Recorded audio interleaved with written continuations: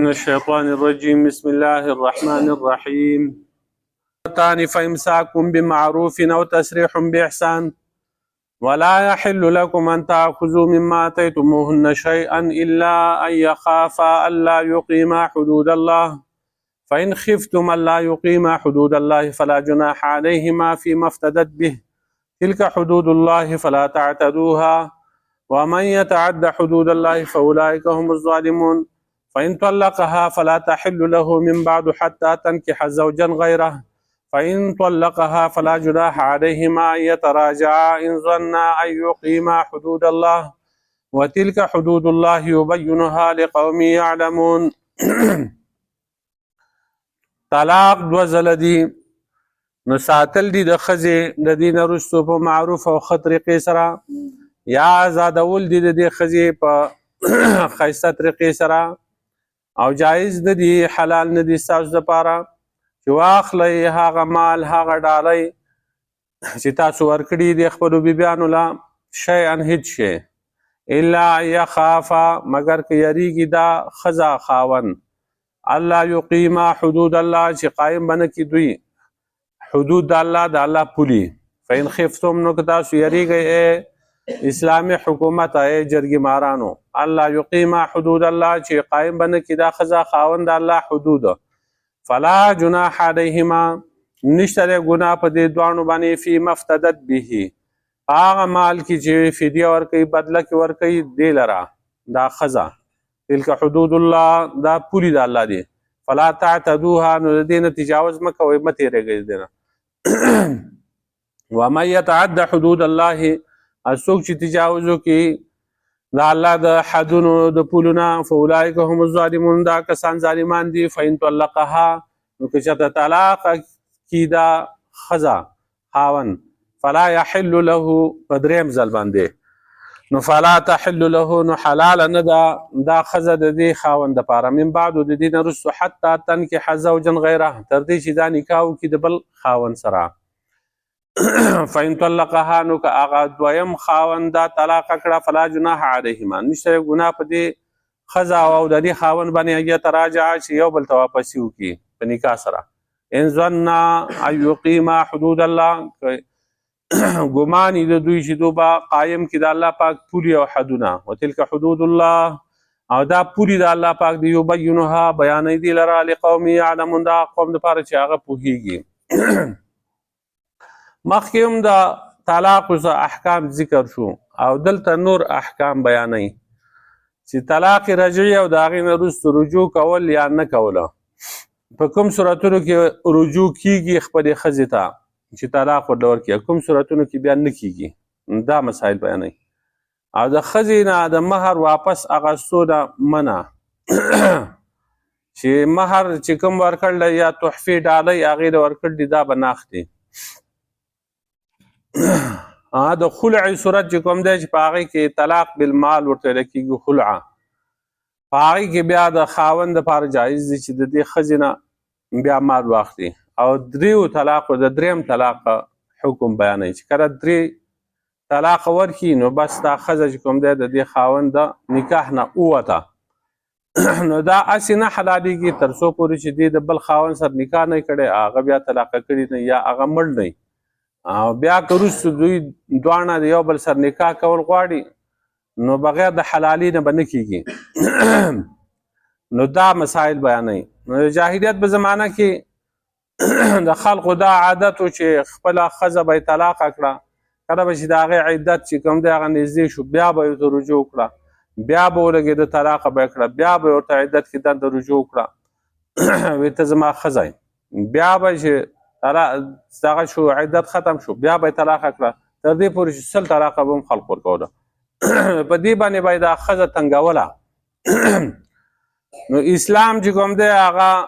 راغی او دا خلق یې منع کړه د دې نه ګوره 2 طلاقه دي د هغې تاسو سره اختیار دی د هغې نه وروستو که درېیم طلاق تاسو ورکړو نو بیا د رجوع اختیار نشتی بیا دا ښځه نه واپس کېږي دا بیا بل ځای کې نکاح کوي. عایشه رضی الله عنها فرمایي چې یو سړي خپلې ښځې ته وویل چې زه به نه تا د ځان نه جدا کوم او نه به درله پناه در کومه نو ښځې ورته وویل چې دا څنګه؟ هغه ورته وویل چې زه به تا ته طلاق درکړم او په هر ځل چې هغه عدت تیر شو نو د هغې نه مخکې د عدت د تېرېدو نه مخکې تا ته به رجوع کوم. هغه ښځې عایشې رضی الله عنها نه تپوس وکړو چې دې خاوند ما ته داسې خبره کړله د دې څه حکم دی؟ عایشه رضی الله عنها غلې شوه. نو کله چې نبي علیه السلام خپل کور ته راغی نو هغې دا واقعه نبي علیه السلام ته ذکر کړه. نو نبي علیه السلام هم غلی شو. نو دا آیت نازل شو چې خاوند به د دوه ځله طلاق ورکول نه وروستو رجوع کوي او که درېیم طلاق یې ورکړو نو بیا د ده دپاره رجوع حق نشتی، دی بیا د خپلې ښځې ته واپس کېدی نشي. بیا دا ښځه آزاده شوه چې چېرته غواړي او چا سره غواړي نو دا نکاح کولی شي. نو الطلاق مرتان، طلاق چې کوم دی هغه دوه ځله دي، دوه. فامساکم بمعروف نو یا ایسارول دي د دې ښځې په معروف او ښایسته طریقه باندې، او تسریح باحسان، او یا د دې نه وروستو ازادول دي په ښه طریقه باندې. نو طلاق چې کوم دی هغه طلاق دلته په معنی تطلیق سره طلاق ورکول، یعنی هغه طلاق چې هغه رجعي دی، رجعي هغه طلاق چې د هغې نه وروستو خاوند مستحق دی د دې چې دی خپلې ښځې ته رجوع وکړي نو هغه دوه ځله دي، مرتان. مرتان یو وی چې دوه ځله دي، دې مطلب دا دی دې ته اشاره ده چې د یو ځل نه وروستو بیا بل ځل چې کوم دی هغه په یو ځل باندې به طلاق نه ورکوي بلکې په یو طهور کې چې ښځه پاکه شي په هغه کې دی ورله طلاق ورکړي. بیا د هغې نه وروستو چې کوم دی بیا په بل طهور کې دی ورله بل طلاق ورکړي، په یو ځل دی نه ورکوي. دغه یې ښه طریقه ده. نو په دې آیات کې الله پاک دا حکم وکړو چې که یا خاوند خپلې ښځې له طلاق ورکوي نو هغه دې په یو طهور کې طلاق ورکړي، دې نه وروستو دې رجوع نه کوي، نو بیا په دویم طهور کې چې هغه پاکه شوه بیا دې ورله طلاق ورکړي. نو د ده سره یو طلاق پاتې شو. که په درېیم ځل بیا بل طلاق ورکړو نو بس دا ښځه د نکاح نه ووته. او که په عدت کې دنده دې هغې ته رجوع کول غواړي چې رجوع به وکړي، نه وي هغه ته ضرورت نشته نکاح او دې ته. نو د طلاق ورکولو صحیح طریقه دا ده سړی به ښځې ته په هغه طهور کې پاکوالي کې طلاق ورکړي چې په هغې کې دی د هغې سره میلاو شوی نه وي. نو داسې به ورته ووایي چې ته طلاقه یې په شرعي طلاقو سره، یا داسې وایي چې د قرآن او حدیث مطابق زه تاله طلاق در کوم ته طلاقه یې. نو په دې باندې طلاق واقع شو، ښځه به عدت تېروي. که بیرته په عدت کې دننه اتفاق راغی او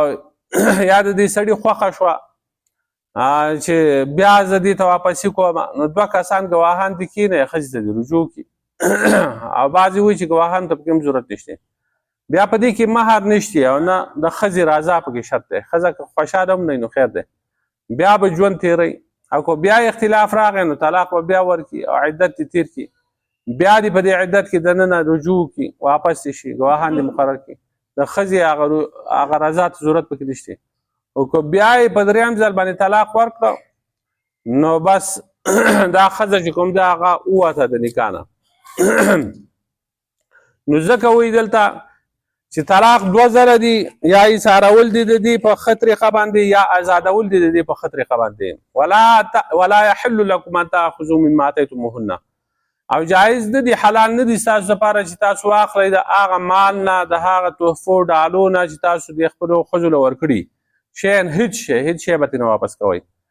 خو الا یخاف الله یقیم حدود الله، مګر که یریږي دا ښځه خاوند چې دو به د الله پاکه پولې هغه قایم نه کړي، حدود به قایم نه کړي، نو که بیا تاسو یریدئ چې دو به حدود نشي قایمولی، د یو بل سره ګزران نشي کولی، زندګي نشي تېرولی، نو بیا ګناه نشتی په دې ښځه باندې چې دا فدیه ورکړي او ځان ته آزاد کړي. دا د خلع صورت شو. نو چې خاوند چې کوم دی د هغه ښځې نه مهر واخلي دا ورله جایز دي چې کله دې ښځې ته ګناه یم او هسې به یې تنګوي نه، داسې حالات را پیدا کړي چې هغه بیا دا ښځه د دې نه ځان خلاصول غواړي او دی په هغې باندې د هغې نه پیسې غواړي. نو که دغه شانتې کار دی کوي د هغې نه پیسې چې کوم دی هغه کوروالی ورسره شوی دی، تر اوسه ژوند تېرېده او اوس هسې بغیر سره سبب نه دی د هغې نه پیسې غواړي، مهر ترې غواړي، یا کوم تحفې ډالۍ چې کوم دی هغه ورکړي هغه ترې غواړي، یا حساب طرف ته یې راکاږي چې ما سره حساب کتاب وکړه، یا مطالبه ترې کوي د مال، نو دا بیا ظلم دی. دغسې نه ده پکاره. او قرآن مختلف آیاتونو کې داسې راغلی دي. وروستو بیا سورة نساء کې وایي ولا تعضلوهن لتذهبوا ببعض ما آتیتموهن، او مه بندوئ دا ښځې د دې دپاره چې تاسو واخلئ د دونه بعضې هغه مال چې تاسو ور ورکړی دی. نو مالونه ترې واپس مه اخلئ، دا د سړیتوب خلاف دي. بل ځای وایي وکیف تاخذونه وقد افضى بعضکم الى بعض واخذنا منکم میثاقا غلیظا، او څرنګه یې اخلئ تاسو د دوی نه دا مال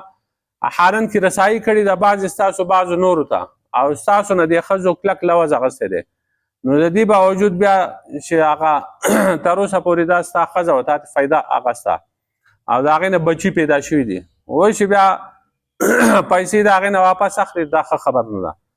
یا بل آیات کې راځي وان تعفو اقرب للتقوا ولا تنسوا الفضل بینکما، تاسو چې معافي وکړئ نو دا ډېره نږدې ده تقوا ته، او فضل چې کوم دی هغه مه هېروئ په خپل منځ کې، خپل منځ کې احسان چې کوم دی هغه مه هېروئ. خو د دې نه یو صورت چې کوم دی هغه مستثنا کوي الا ان یخافا، مګر که دا دواړه یریږي، ښځه خاوند چې کوم دی هغه یریږي چې دوی به د الله پاک هغه احکامات په ځای رانه وړي او د الله پاک پولي به قایم نه کړي، نو په دغسې صورت کې چې کوم دی چې دا ښځه د خاوند له مال ورکړي او ځان پې آزاد کړي، نو دې ته خلع ویلی کېږي یا طلاق بالمال ورته ویلی کېږي. نو د دې دا آیت چې کوم دی د ثابت بن قیس رضی الله تعالی عنه د بیبي په باره کې نازل شوی، بخاري کې روایت دی. ثابت بن قیس ښځه نبي علیه السلام ته راغله، ویې ای د الله رسوله صلی الله علیه وسلم، زه د ثابت بن قیس په دین او په اخلاقو هېڅ عیب نه لګوم، په هغه الزام نه لګوم، لیکن د اسلام نه وروستو کفر زه بد ګڼم، یعنې یریږم چې د هغه په حق کې زما نه څه نافرماني وشي، زما ورسره لګي نه، خوښ مې نه دی. نبي علیه السلام ورته وفرمایل چې آیا ته به هغه ته هغه باغ واپس کړي کوم چې هغه تاله په مهر کې درکړی و، نو هغې ویاو. نبي علیه السلام دغه ثابت رضی الله عنه راوغوښته، هغه ته وویل چې دا به تاله باغ واپس درکړي او دې له طلاق ورکړه، یو هغه له طلاق ورکړه. نو دا د هغې په باره کې نازل شوی. خو د احادیثو هم دا معلومیږي چې خلع په هغه صورت کې جایز ده چې کله قاضي ته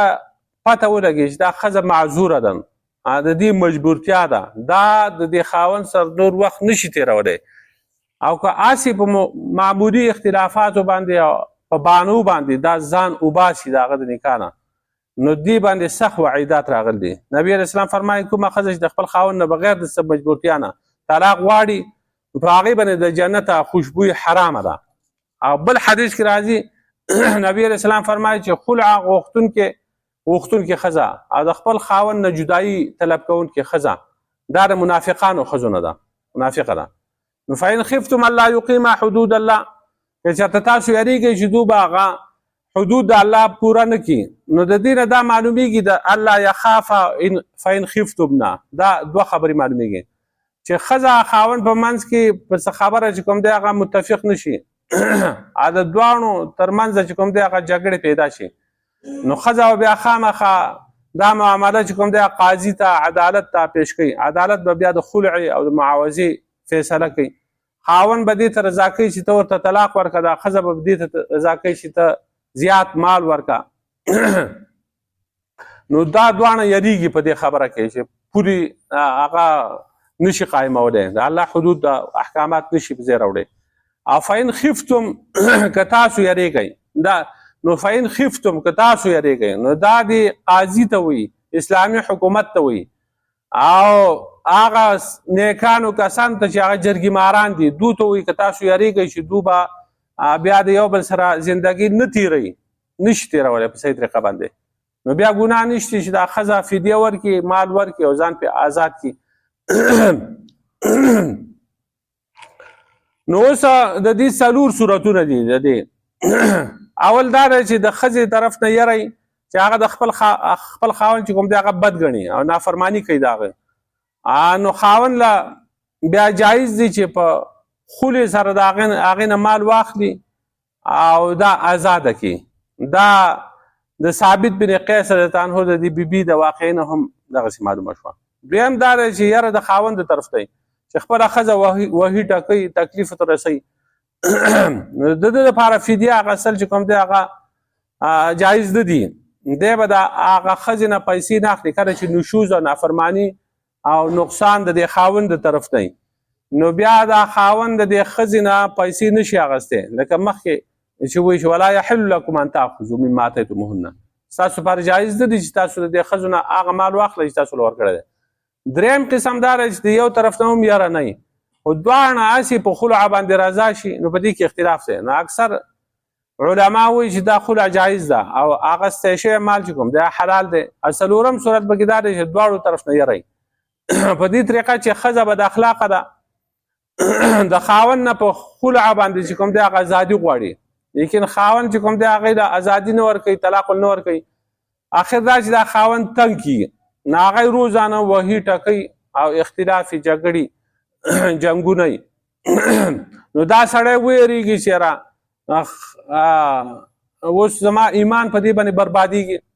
نو دا په دې صورت کې چې خلع وکړي نو خلع جایز ده لیکن دا خاوند چې کوم دی دا د پیسې نه اخلي د هغه دپاره حرام دی وي او ښځه که څه ورکوي نو د هغې دپاره ورکول جایز دي خو دی به ناني. بیا دا مسله چې دا خلع چې کوم ده دا فسخ د نکاح دی او که طلاق دی نو په دې کې اختلاف دی. نو امام صاحب امام مالک صاحب په نسبت باندې دا طلاق باین دی په دې باندې یو طلاق باین هغه واقع کېږي. تلک حدود الله دا د الله پاک پولي دي پولي فلا تعتدوها د دې نه اوړئ ما په شرعي طلاقو کې چې کوم دی هغه په شمار کې تجاوز مه کوئ د هغې په کیفیت کې بدلون مه کوئ. نبی علیه السلام فرمایي نبی علیه السلام د یو سړي نه خبر شو چې هغه خپلې ښځې له چې کوم دی 3 طلاق په یو ځل باندې ورکړ دی. نبی علیه السلام سخت غوسه شو ایلعب بکتاب الله وانا بین اظهرکما دا خلق د الله د کتاب سره لوبې کوي حال دا دی چې زه د دوی په منځ کې موجود یم. نو د دې نه را پته ولګېده چې په یو ځل باندې 3 طلاق ورکول دا ښه کار نه دی دا د خدای د کتاب سره لوبې کول دي پیشاړې کول دي په هغې پورې. نو د خدای پاک پولي دي هغه الله پاک مقرر کړي دي. حدود چې کوم دی هغه پولو ته ویلی کېږي حدبندیانو ته ویلی کېږي لکه انسانان چې هغه د خپل پټي او د خپل جایداد د چراګاه د هغې نه حدبندي وکړي ګیر چاپېره چې کوم د شپول مول داسې وکړي چې بل څوک په هغې کې نه لګي. نو که څوک بیا د هغه په ملکیت کې مداخلت کوي او هغې ته راننوځي نو بیا دی د هغه د خپل عزت او د خپل غیرت خلاف ګڼي که نه هغه دغه سړی د هغه غیرت او عزت ته چیلنج ورکوي. دغه شان د الله پاک د محارمو هغه غیر چاپېره حدونه دي پولي دي نو څوک چې په هغه کې نقصان کوي نو د الله پاک غیرت ته چیلنج کوي نو الله پاک په هغې باندې خفه کېږي. ومن یتعد حدود الله فاولئک هم الظالمون څوک چې تجاوز کوي د الله د پولو نه نو دا غټ ظالمان دي. فإن طلقها فلا تحل له من بعد حتى تنكح زوجا غیره. اوس یو د طلاق رجعي خبره لاړه چې سړی خپلې ښځې له طلاق ورکوي نو په طهر کې چې هغه پاکه یو طلاق دې ورکړي نو که بیا دی د ځان سره نه ایساروي جو په بل طهر کې دی بل طلاق ورکړي دا خو په دې کې د دې سړي دپاره د واپسۍ حق شته چې هغه د خپلې ښځې ته په عدت کې دنده یعنې په 3 حیضونو کې دنده رجوع وکړي. دویمه مسله د خلع لاړه چې ښځه چې کوم دی هغه نافرمانه ده د دې ښځې او د خاوند یو بل سره ګزران نه کېږي دا فدیه ورکړي مال ورکړي هغه مهر یا د مهر نه کم د مهر نه زیات چې کوم دی هغه بیا مکروه دی چې د مهر نه زیات مال ورکوي نو دغه مکروه دی. د مهر په مقدار باندې یا د هغې نه په کمه څه مال ورکړي او ځان ته آزاد کړي. دا دویمه مسله شو خلعه دا هم صحیح ده. درېیمه مسله د طلاق د 3 طلاقو ده. فإن طلقها نو که طلاق ورکړه دې سړي دې ښځې له په 3م ځل باندې فلا تحل له من بعد حتى تنكح زوجا غیره نو بیا دا ښځه جایز نه ده د دې سړي دپاره د دې نه وروستو تر دې چې دا نکاح وکړي د بل خاوند سره. اوس که هغه طلاق ورکړه نو فلا جناح علیهما نو بیا ګناه نشته په دې اولني خاوند او په دغه ښځه باندې ان یتراجعا چې یو بل ته واپسي وکړي بیا نکاح وکړي. ان ظن ان یقیم حدود الله او که د دوی ګمان دا و چې دوی به د الله پاک هغه پولي قایم کړي او د خدای په احکاماتو باندې به صحیح وچلېږي. الا وتلک حدود الله یبینها لقوم یعلمون او دا د الله پاک پوری دي الله پاک بیانوي د الله پاک حکمونه دي الله پاک بیانوي د قوم یعلمون دا قوم دپاره چې هغه علم لري هغه پوهوي نو دا آیت چې کوم دی د دې مقصد دا دی چې دا بل سړی سره یو سړي چې خپلې ښځې له دریم طلاق ورکړه نو دا د هغه د نکاح نه ووته نو د دې بل سړي سره چې نکاح وکړي هغه حلاله کړي د ده دپاره حلاله داسې ده چې په دې شرط باندې چې ته ورسره یو شپه دوه هغه به ورسره تیر کړي او بیا به واپس د دې زوړ سړي نکاح ته راشي دغسې منع ده خو که بل سړي ورسره نکاح وکړو هغه بیا مړ شو یا هغه په خپله خوښه باندې پرېښوده نو که بیا د دې اولني خاوند سره دا نکاح کوي نو صحیح دی خو په دې کې شرط دا دی چې هغه به ورسره جماع کوي کوروالی به ورسره کوي بل سړي چې ورسره نکاح وکړو نو هغه ورسره کوروالی کوي په هغې باندې دلیل چې کوم دی هغه د رفاعه قرظي رضی الله تعالی عنه هغه ښځه تمیمه رضی الله تعالی عنها هغه ده چې نبي علیه السلام ته راغله او ویې چې رفاعه چې کوم دی هغه ما ته دریم او آخري طلاق راکړ دی د هغې نه وروستو ما د عبدالرحمن ابن زبیر قرظي رضی الله تعالی عنه د هغه سره نکاح کړی دی لیکن د هغه سره هغه آله چې کوم ده د تناسله هغه د دې زما د دې سازر د پیسکي په شانتې ده نو نبي علیه السلام ورته وویل چې ته د رفاعه په هغه نکاح کې بیا واپس تلل غواړې هغې ویاو نو نبي علیه السلام ورته وویل چې دغسې نشي کېدی تر څو پورې چې هغه ستا د هغه ګبینګي نه څه ونیسه کړي او ته د هغه د ګبینګي نه څه ونیسه کړي یعنې جماع پکې شرط دی چې جماع نه شي نو هسې چې کوم دی هغه دغسې نشي کولی دلته په دې آیات کې دا راغله چې حتی تنکح زوجا غیره تر دې چې نکاح وکړي دا ښځه د بل خاوند سره احناف وایي چې دا دلته د نکاح دا نسبت د ښځې ته شوی دی نو ښځه چې په خپله نکاح کوي دا بالغه وي خپل نکاح په خپله کوي نو کېږي دلته دا نه دی ویلی چې تر دې چې تاسو د دې ښځې نکاح وکړئ د بل خاوند سره داسې ویل دي حتی تنکح زوجا تر دې چې دا ښځه نکاح وکړي د بل خاوند سره نو ښځه خپل نکاح په خپله کولی شي چې بالغه وي چې نابالغه وي نو د هغې لپاره بیا اولیا دي پلار دی رونه یې دي که هغه نه بیا ترونه دغه خاندان هغو به یې ورکوي نو احناف وایي چې په خپله نکاح کولی شي او شوافع وایي چې دا په خپله نکاح نشي کولی هغو وایي چې لا نکاح الا بولینا نکاح نه کېږي مګر په ولي سره او بل حدیث کې راځي چې لا تزوج المرأة نفسها فإن الزانیة هي التي تزوج نفسها ښځه خپل نکاح په خپله نه کوي یقینا هغه ښځه چې هغه خپل نکاح په خپله کوي دا جناکاره ده نو د دې وجې نه هغو وایي چې دا نکاح نشي کولی احناف وایي چې دا کولی شي بالغه خو دا فتوا چې کوم دا خاص کر په هغه وخت کې په دې عمل په کار دی کله چې دا مټیزي کېږي که نه نو هلته هغه ښځه بیا خپل نکاح په خپله کوي هلته عدالت ته لاړ شي یا څوک کښېنه پکې او نکاح وایي ما ورسره وکړو زما خوښ دی نو د بل چا پکې څه کار دی نو په دې طریقه باندې دا ډېر زیات شوی دی دا معاشره ګنده شوې ده نو په دغې باندې عمل پکار دی د امام شافعي صاحب په قول باندې دا ونشي د دې روکتام پکار دی او که دغسې د امام صاحب په هغه باندې قول باندې عمل وشي نو هغه خو ځان د خپل نکاح کوي نو خبره ختمه شوه هره ښځه وایي زه ځانه دغه یم خود مختار یم په ما کې د چا څه کار دی